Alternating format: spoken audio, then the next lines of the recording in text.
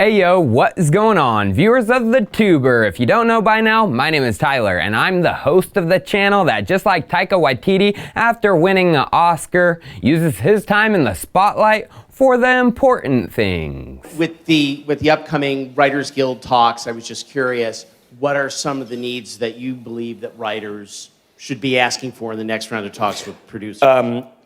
Apple needs to fix those keyboards. They are impossible to write on. They've gotten worse. That makes me want to go back to PCs, because PC keyboard, the bounce back on for your fingers is way better. And hands up who still uses a PC. You know what I'm talking about. It's a way better keyboard. And those Apple keyboards are horrendous. PC Master Race, you know how we short Apple. It's time for Chico Crypto. Short Apple? What are you talking about? That is ridiculous. Shorting Apple, you will always lose. Well, Mr. Bale, what do you think?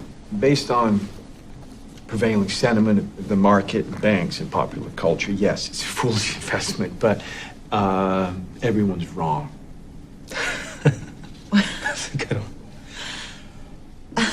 Just peeking at Apple stock's one-year price chart, things for Apple and the entire stock market in general have never been so bullish. In 1 year, the stock of Apple has basically doubled, going from just over $170 to $320 as of yesterday, which is ridiculous, because pulling out the 2-year chart in 2018, the stock didn't do anything. And then pulling out the chart since January of 2016, Apple hit a low of $100, and it freaking took nearly 3 years to double the price. Not until late 2018 was $200 hit. So friends, the stock market is in a bubble like never before seen. It's so obvious. And Apple is a leading indicator. In December of 2019, just a couple months ago, Apple passed the $1 trillion valuation mark for the company and held above it for the very first time.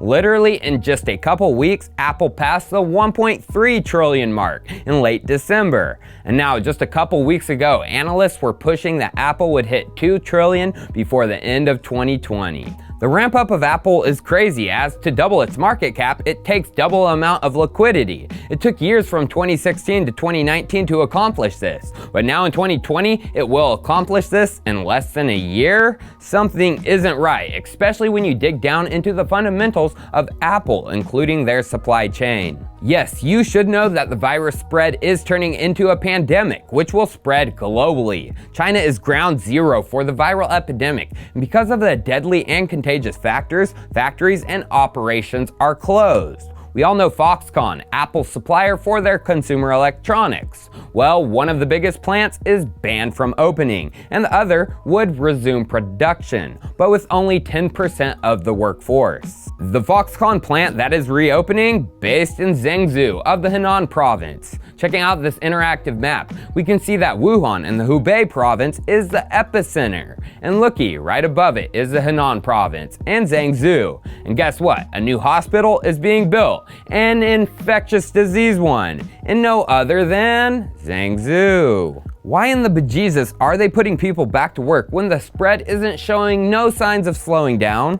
Well, they have to, or else companies like Apple will be on the edge of death spirals. And it's obvious, even the executives know this. Just 3 days ago, Apple bought up another $20 billion of its own stock. From the article, Apple has now spent 8 years buying massive billions of dollars of its own stock at prices far below the current price. Of course, these buybacks have themselves concentrated the value of Apple's enterprise across a much smaller number of outstanding shares, driving the stock price up for shareholders.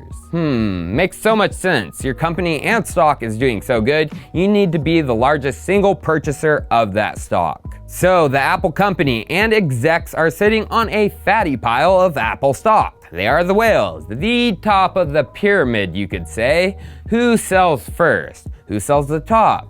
Well, if we take crypto as an example, and Charlie Lee, project executives do. Not the 401k, not the Robinhood, and not the eToro holders of Apple stock. They get to sell last. So when the bubble pops, the regular Joe at home is going to get wrecked like never before. Now, I'm not saying this collapse of finance 1.0 is going to happen tomorrow, next week, next month. but it is going to come with increased pace, as global supply chains are constricted at an ever-increasing pace. But that leads me into my next topic, the effect of the virus on something most of us are involved with, cryptocurrency, especially Bitcoin, as it's kind of a double-edged sword. China is the heart of the backbone of Bitcoin, the mining industry. My predicted and recently confirmed estimation put Bitcoin mining at 65% in China. In one province, the Sichuan,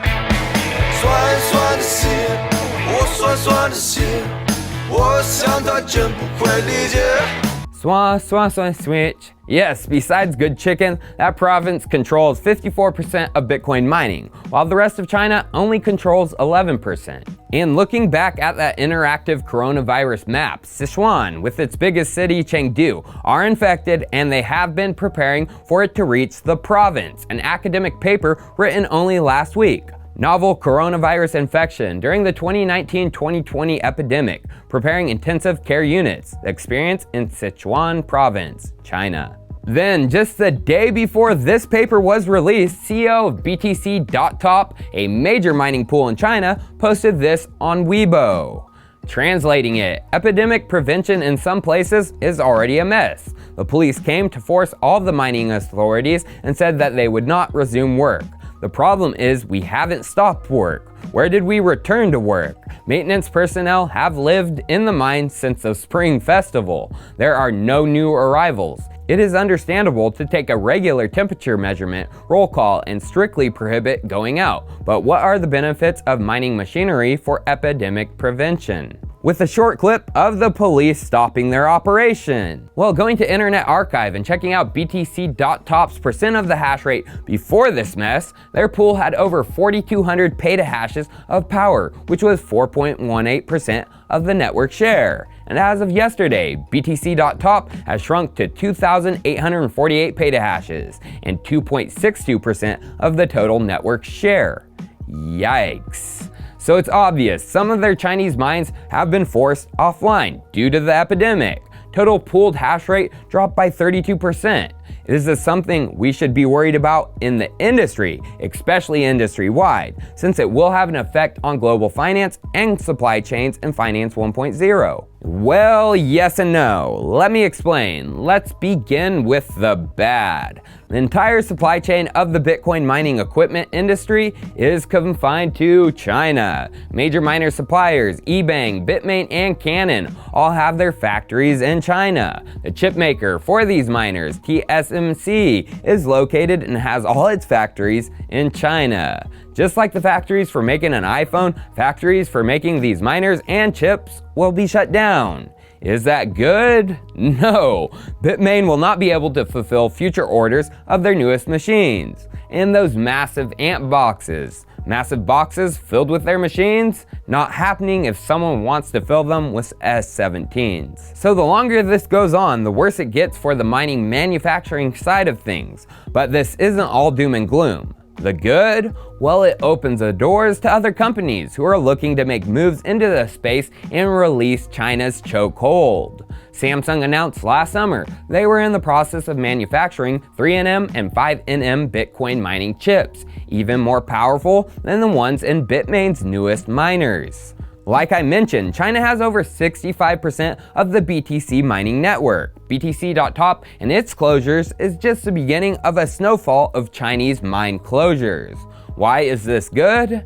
Remember my Elon Musk video where I conspired that he might be involved with a major Bitcoin mine opening in Texas? Yes, the USA might have been given a chance to increase its total share of the Bitcoin hash power. This November article sums it up well. 1 gigawatt Bitcoin mine under construction in Texas would dwarf Bitmain's. Yes, this mine will be the world's biggest once fully completed by the end of this year. And they are working hard, with this video posted just a couple days ago, showing progress at lightning speed. China's building hospitals, the United States is building Bitcoin mines. So it's such a good thing that the Bitcoin and crypto industries are new. Only a decade surrounds it, because their supply chains are more elastic and not fully set in stone. They will be able to adapt to this virus way easier than companies whose supply chains have been operating for decades and contracts signed for decades more. Although Bitcoin does have that physical aspect to it, the mining and energy taken to accomplish that mining,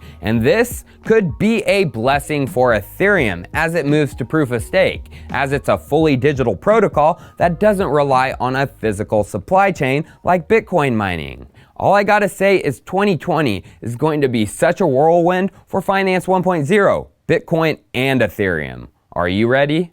Cheers. I'll see you next time.